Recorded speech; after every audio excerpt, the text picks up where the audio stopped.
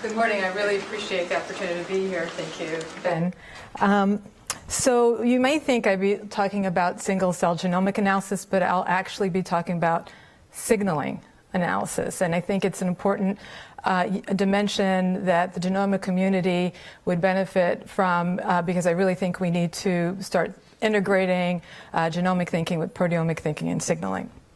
So, okay, in terms of an outline, I will just briefly describe single-cell signaling data. And many of you may be already familiar with it, but because the title was Genomic Analysis of Cancer, I thought I would give a few slides in this.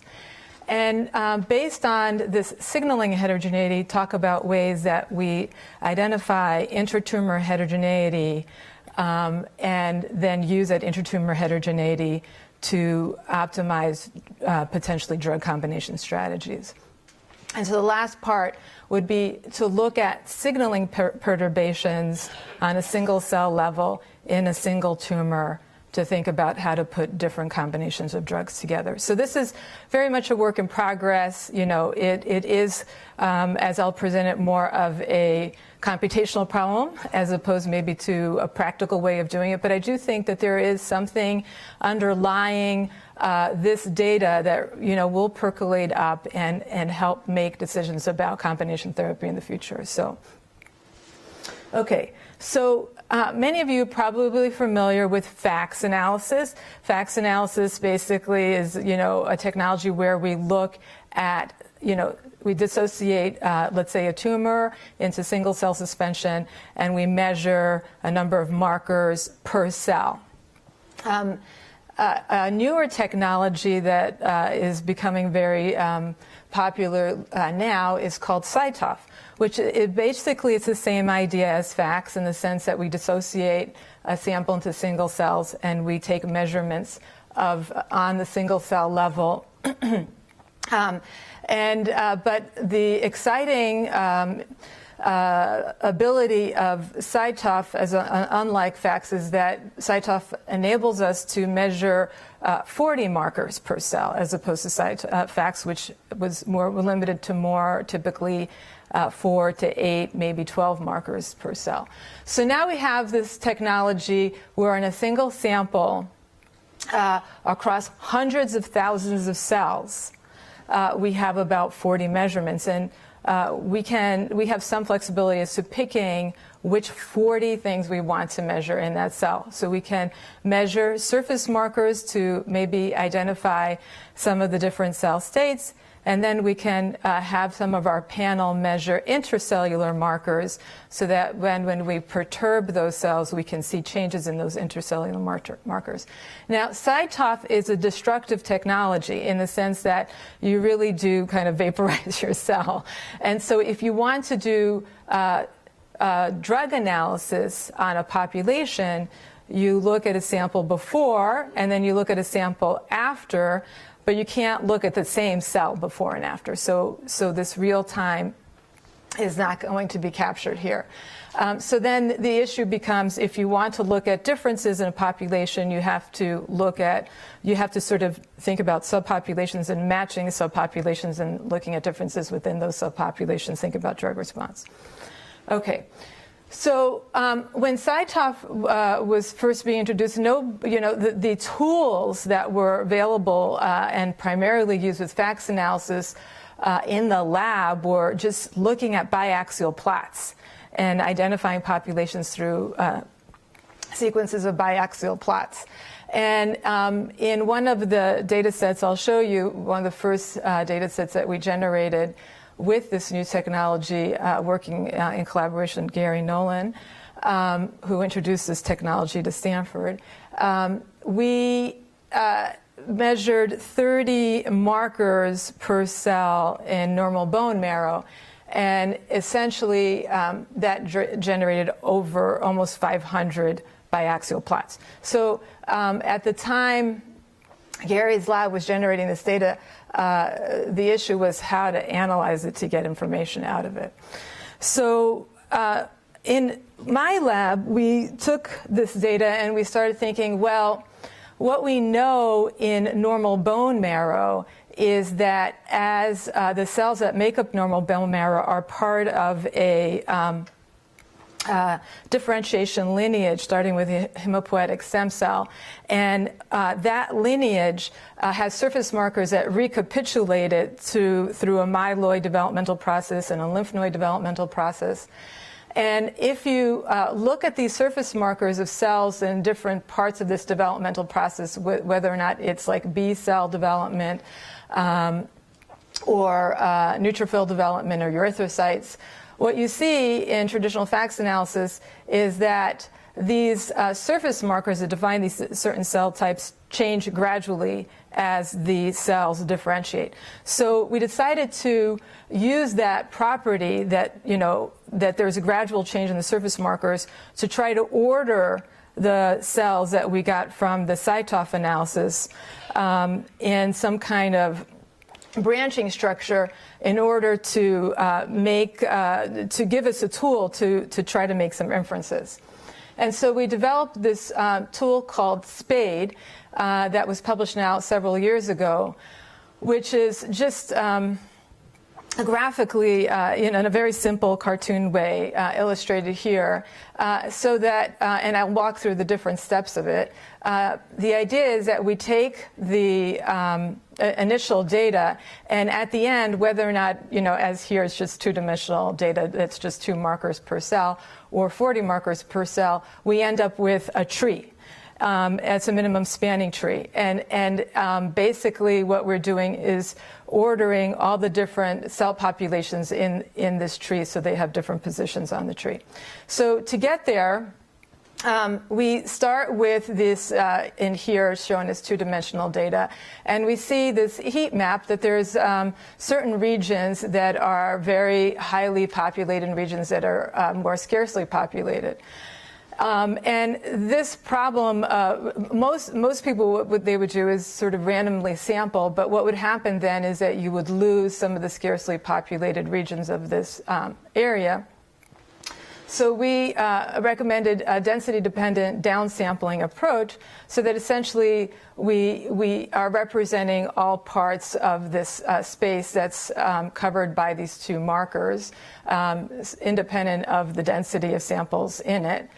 And then we apply a hierarchical clustering algorithm, or sort of any type of clustering algorithm, really, and we kind of over-cluster the data. Our goal here is to just de-dimensionalize the data a bit so that we have maybe hundreds instead of thousands of independent components to then connect through the minimum spanning tree.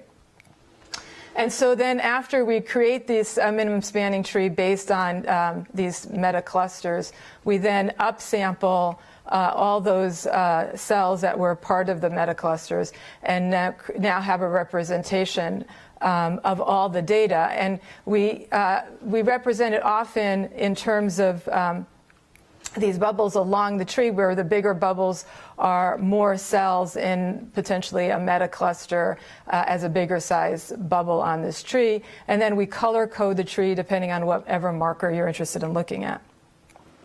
Okay, so when we applied this algorithm to normal bone marrow data, this would be this is the results of the tree, and it was really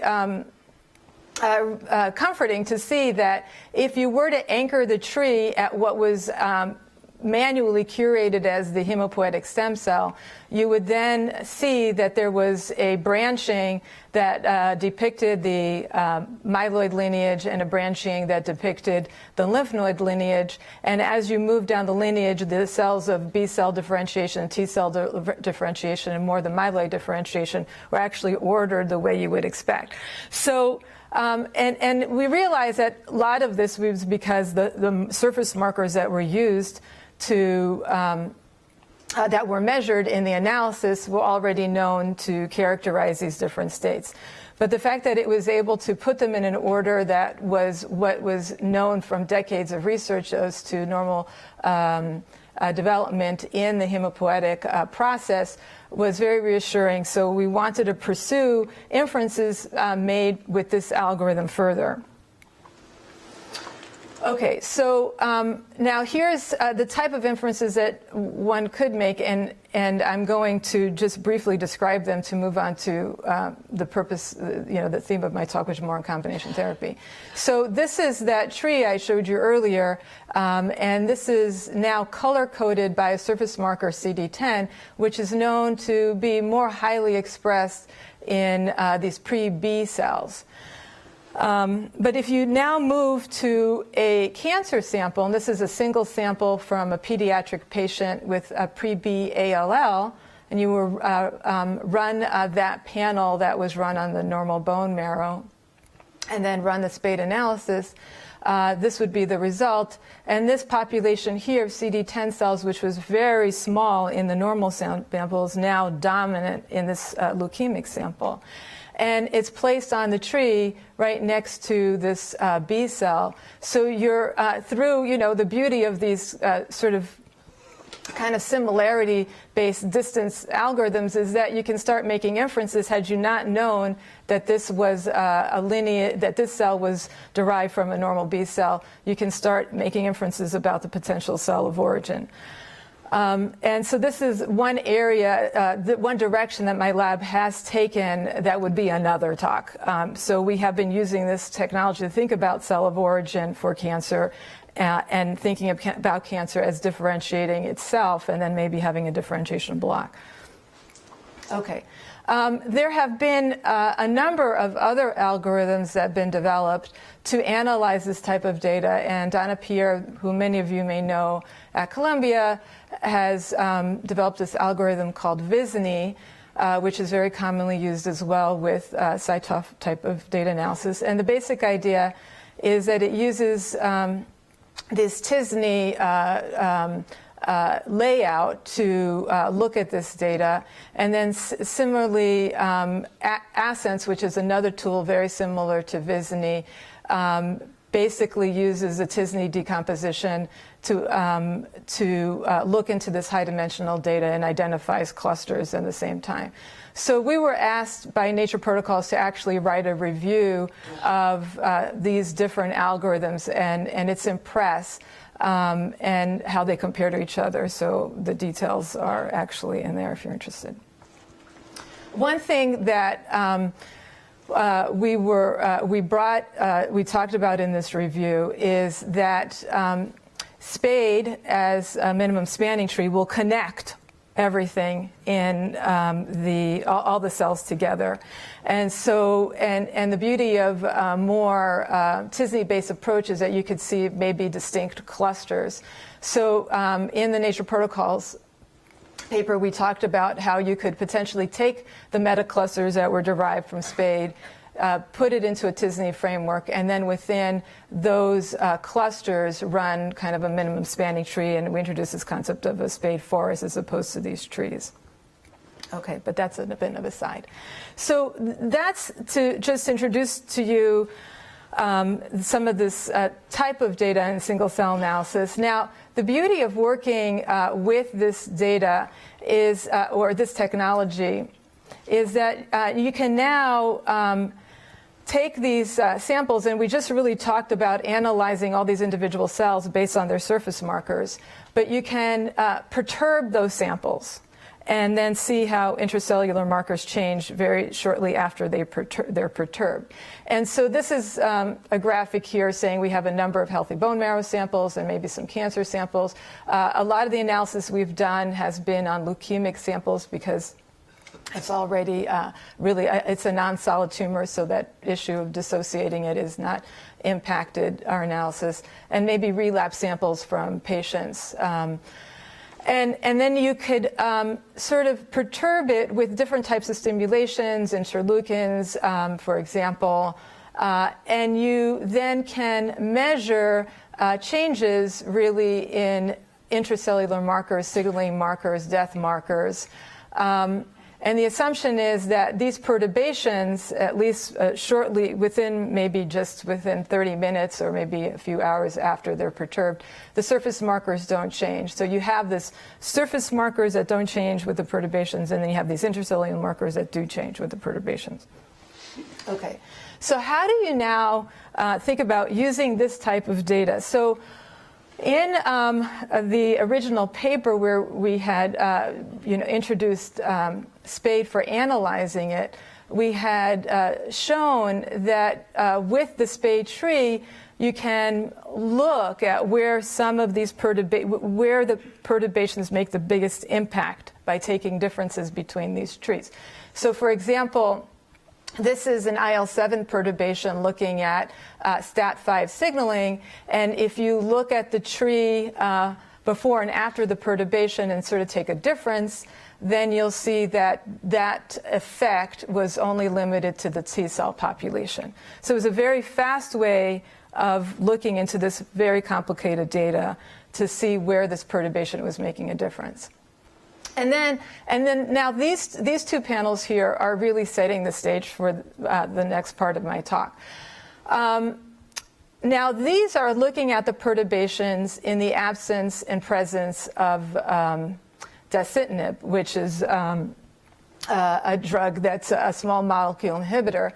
And and this is just in normal bone marrow.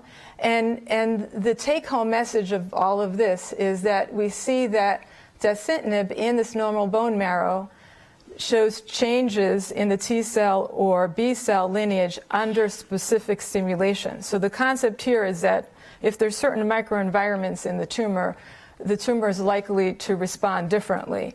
And so this is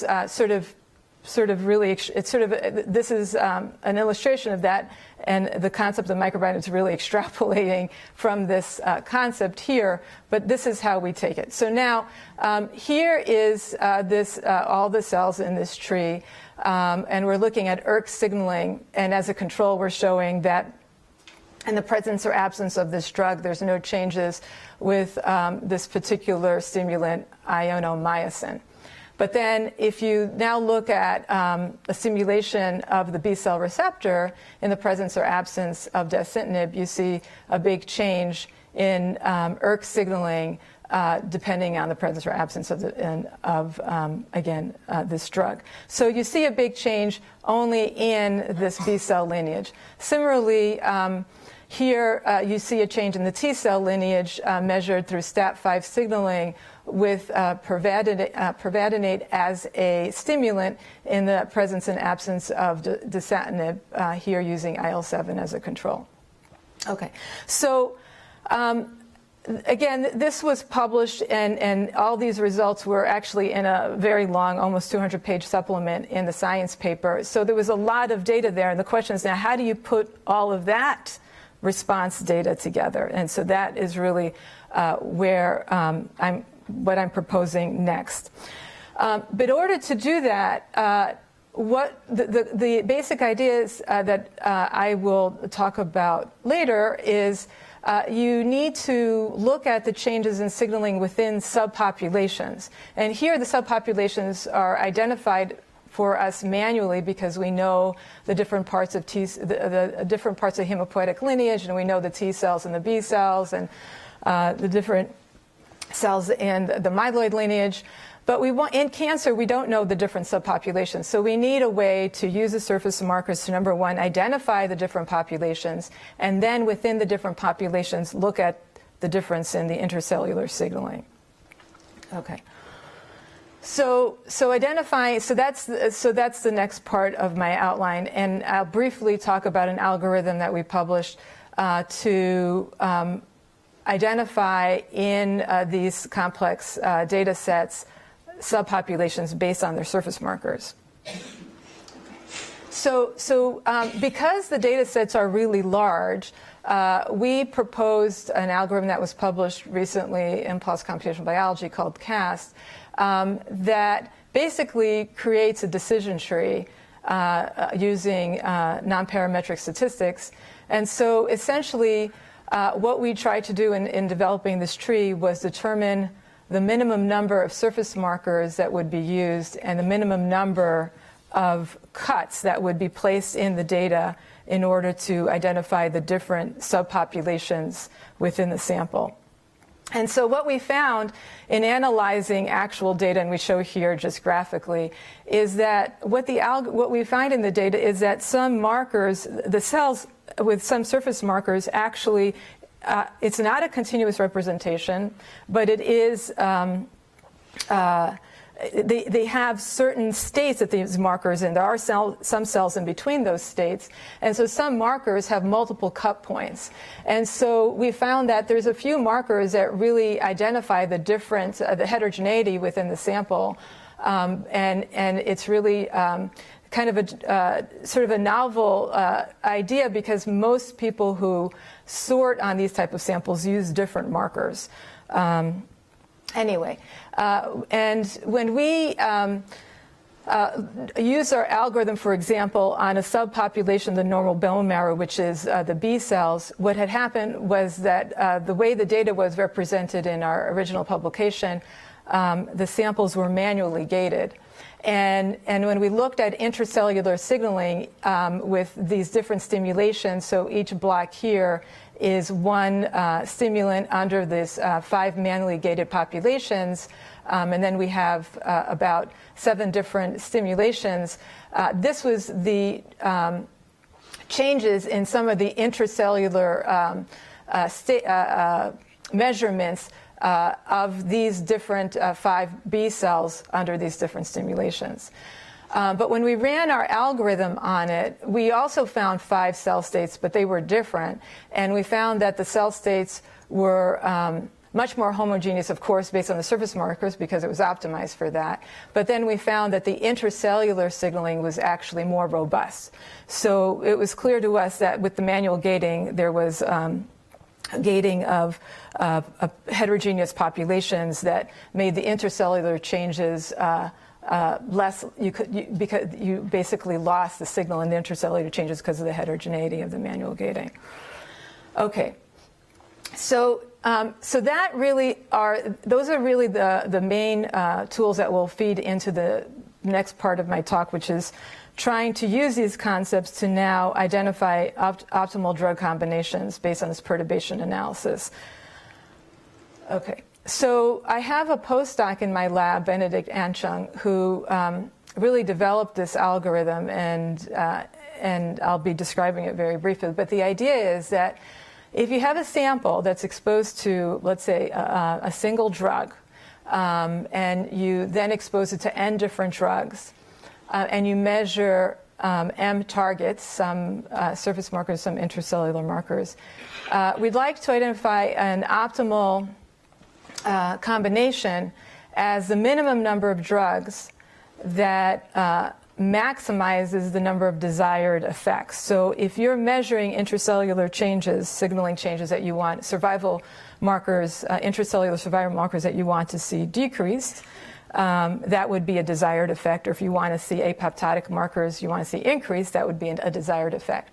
So and we measure these desired effects by accounting for intratumor heterogeneity based on this CAST algorithm that I described before. So we look at every subpopulation within the tumor and then look at these effects within those subpopulations.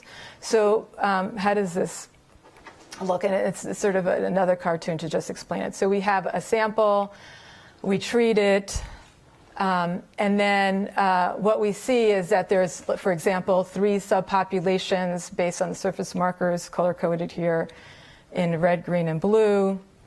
And then we have these subpopulations under drug S1, how they change under drug S2, and how they change under drug S3. So here are the 3 subpopulations, and then we measure here just 3 intracellular signaling markers. So these subpopulations work differently have different changes in intracellular markers under the different drugs. And so we summarize this data as effects, the probability of an effect, the probability that certain markers are affected. Here we're just measuring 3 markers in a subpopulation in each of these 3 drugs. And so we have a Bayesian analysis to quantify the probability and effect, and we can do that because there's quite a bit of data here, because each subpopulation has tens of thousands of cells often in it. And then we take the effects and we put them into a graphical model, and we create a nested graphical model where the graphical model is a graphical model of the drugs. And so the idea is that some of the drugs that have unique effects are higher up in this graph or network, and the drugs that have shared effects are lower down. So, for example, drug S1 has unique effects in 3 populations, E1 in the green population, E1 in the blue population, E2 in the red population. And those effects are also shared by drug S2. And then drug S3 has these 2 unique effects, and those are also shared by drug S2. So we say that drug S2 is nested in its effects within drug S1 and drug S3. So we create this nested effects model that actually had been previously introduced for knockout data on cell lines. Okay, and then we score. And so we look at the minimum number of drugs that maximize the number of effects, and based on knowing how they're positioned within this graphical model. Okay, so I'm just going to show a couple of examples, actually just one example, where we have this cell line, a HeLa cell line, ovarian cancer cell line, and we looked at we analyzed it under 4 conditions, one with trail, which is known to induce apoptosis, but it's associated with quite a bit of resistance. And then 3 small molecule inhibitors, and for simplicity, one's a MEK inhibitor, GDC, the other one's a P38 MAP kinase inhibitor, GSK, another one's a PI3 kinase inhibitor, SD. And so then for each of these conditions, these markers are measured. These are survival-related markers, and these are death-related markers. Okay, and so the first thing we do with this data is we gate out cells that have already committed to dying, because they are definitely in a different cell state. And then with those remaining live cells, we show them here in terms of the death markers, and we ran those cells in our CCAS algorithm, and CCAS identified 3 cell states that were shared between the basal, the non-treated group, and all the treated groups.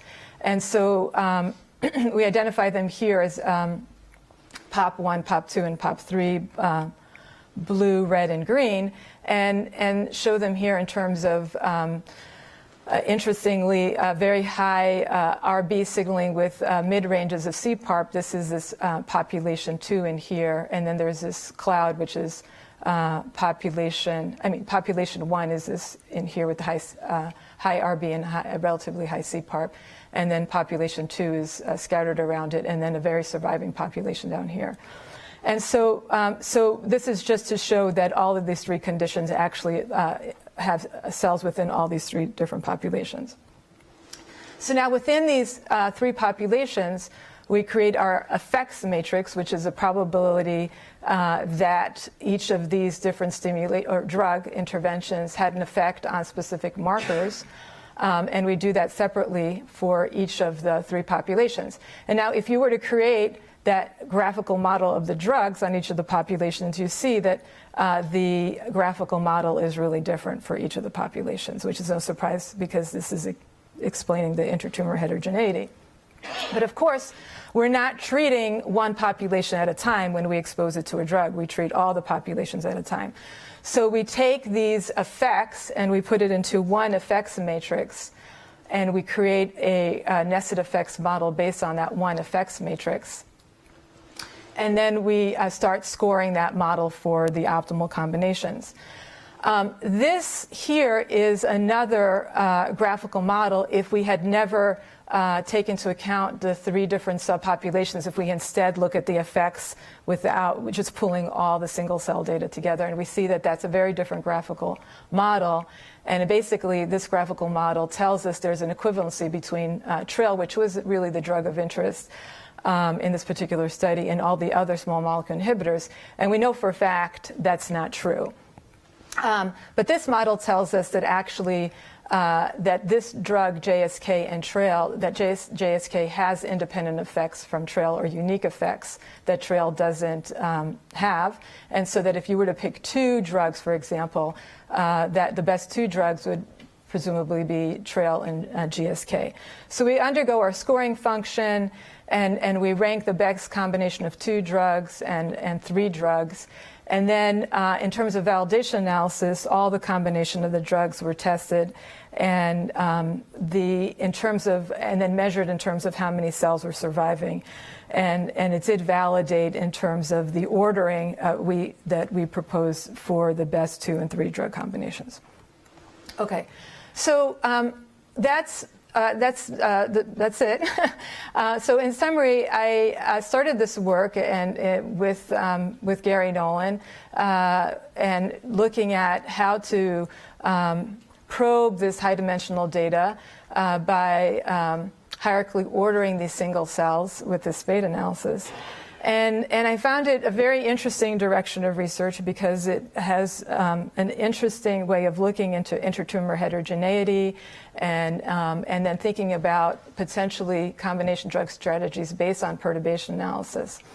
And so I think that this is something that's worthy now to couple with more genomic approaches to capture that intertumor heterogeneity. So with that, I just want to give a couple of acknowledgments. I mentioned Benedict, who developed this nested effects drug model, Pong, who developed the Spade model, and very grateful to Gary. He's been a fantastic collaborator, and these 3 people are in his lab who've generated a lot of the data we've been working with, and Rob Tibshirani, a statistician at Stanford, who's been helping us with the statistics of some of these models, and this work was funded specifically under one program through the NCI, the Integrated Cancer Biology Program. So thank you for your attention. Questions to Sylvia?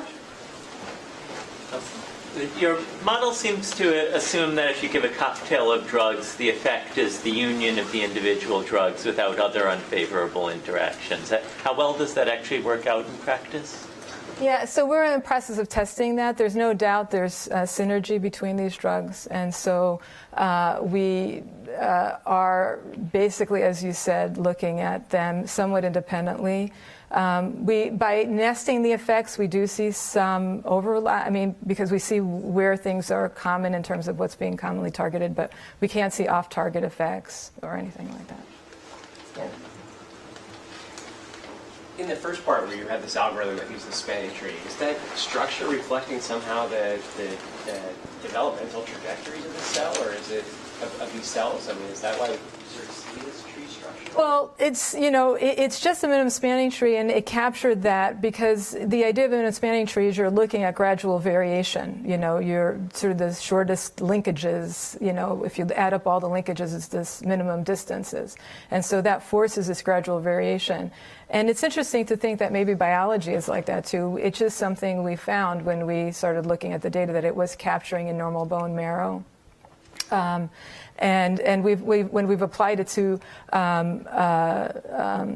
other developmental trajectories in ESC cells, stem cells, we see that it's seeming to recapitulate. But it's all a function of the surface markers that you choose in the analysis. Does that answer your question? Right. I guess, yeah, a little bit. I'm sort of wondering why, if it is developmental trajectories, you would see all the intermediate states and not just kind of see discrete clusters after things are differentiated. Because you have those. In blood, you would Yeah. have those. Yeah, they're there. But in other tissues, that's an interesting. self-renewing tissues, I guess. Yeah, I think that the self-renewing tissues have many of the intermediate states, and so just like the blood does. Yeah.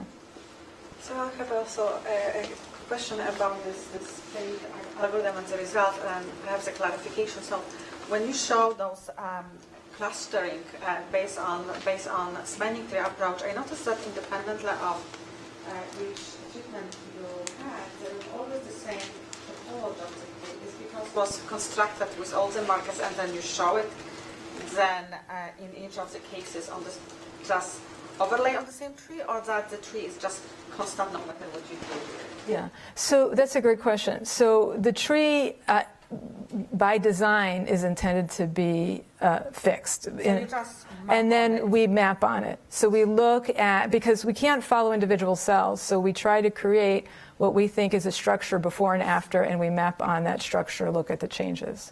But it's possible that if you do it dynamically, the tree might have been different and maybe... It's very hard to compare before and after at that point. Yeah. I see. Yeah. You could do that. So we do pool the data, and you could see that different, like later time points populate different parts of the tree as opposed to earlier time points. If you take the same minimal spanning tree approach and maybe if you run it on large-scale gene expression data and so on, can you see the same structure, the hematopoietic?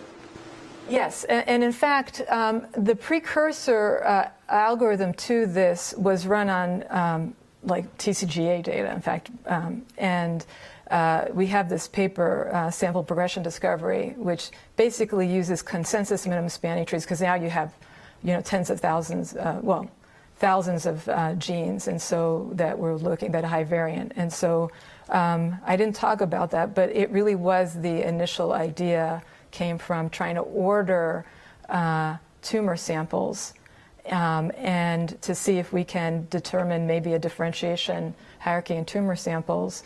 And when we apply the algorithm to hierarchies in normal developmental biology, it captured those hierarchies. And so that was a launching place actually for this work. So that's a paper in PLOS Computational Biology, Sample Progression Discovery. Okay, so that's no more questions. Thank you very much.